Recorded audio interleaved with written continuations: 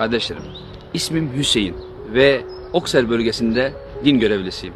Kardeşlerim, bu hafta nasip olursa Perşembe akşamı Miraç kandilini inşallah eda edeceğiz. Bu ne demek?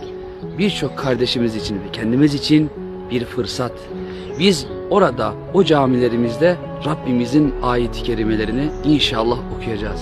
Belki de bazı kardeşlerimiz var, ayağa kaydı ve camiye uzaktan bakıyor. Secdelere uzaktan bakıyor. Hasreten o kardeşlerime bu daveti iletmek istiyorum.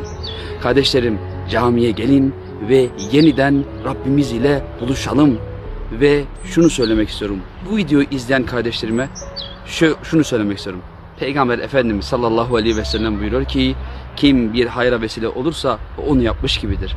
Bu videoyu paylaşalım ki belki de sizin vesilenizle bir kardeşimiz yeniden namaz ile buluşacak.